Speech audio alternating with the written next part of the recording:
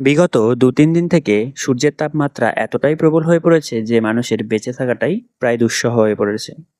যদিও এর একটা সাধারণত কারণ রয়েছেই, কারণ আর কিছুদিনের মধ্যেই সূর্য রোহিণী নক্ষত্রে প্রবেশ করতে চলেছে। তার ফলপ্রসূই এইসব ঘটনা ঘটছে। আর তা প্রকৃতির নিয়ম, আমাদের মেনে চলতেই হবে। তো যাই হোক, এই অত্যাধিক গরমে আজকে রান্না করতে গেছিলাম একটু। আজকে ঠিক নয়, ভিডিওটা আজকে পোস্ট করছি। আসলে গত ২-৩ দিন আগেকার ভিডিও এটা। তো সেদিনকেই আমি ওই রান্নাবান্না একটু বসে গেছিলাম। আর তোমরা দেখতেই পারছো যে আমার অবস্থাটা কি হারে খারাপ হয়ে গেছে। মানে আর বলার অপেক্ষা রাখে না। এবং আমি তখন ওই বসে, বসেই ভাবছিলাম যে তাহলে এই গরমের মধ্যে প্রত্যেকদিন আমাদের মা ঠাকুমারা কিভাবে এত কষ্ট করে গ্যাসের ধারে বা উনুনের ধারে বসে, বসে রান্নাবান্না করে, এবং সে রান্না আমরা অনায়াসে সুন্দরভাবে খেতে যখন বসি ফ্যানের তলায় এবং তার খুঁত ধরি। তো যাই হোক, আজকে তোমরা দেখতেই পারলে যে ভিডিওতে আমি রান্না করেছিলাম একটু খাসির মাংস এবং তার সাথে হয়েছিল ফ্রাইড রাইস। তো হঠাৎই কোনো কারণ ছাড়াই, কোনো উপলক্ষ ছাড়াই আজকে এই রান্নাটা করা হয়েছিল।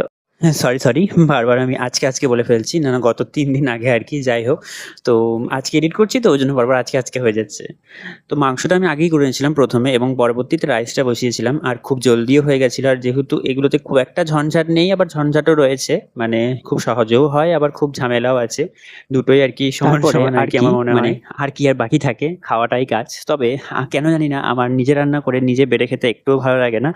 মনে হয় যেন যদি কেউ একটু বেড়ে দেয় তাহলে সেটা খেতে খুবই ভালো লাগে। এবং নিজের রান্নার স্বাদ নিজেই ঠিক করে আমি বুঝতে পারি না। জানি না কেন এটা আমার হয়, তবে হয়। তো আমার এই কথা বলতে, বলতে মানে তোমাদের সাথে কথা বলতে, বলতে দেখো রাইসটাও রেডি হয়ে গেছে, আর ওদিকে মাংসটা তো আগে রেডি হয়েই গেছিল। এবং কি সুন্দর ঝুরঝুরে হয়েছে দেখো, একটাও লেগে নাই। মানে পরিষ্কার এবং পুরো সেপারেট সবগুলো, একেকটা চাল আরকি আলাদা, আলাদা।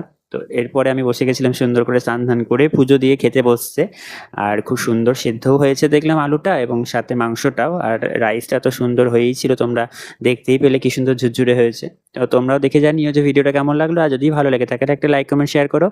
দেখা হবে নতুন কোনো ভিডিওতে নতুন কোনো দিন। ততক্ষণ সবাইকে টাটা।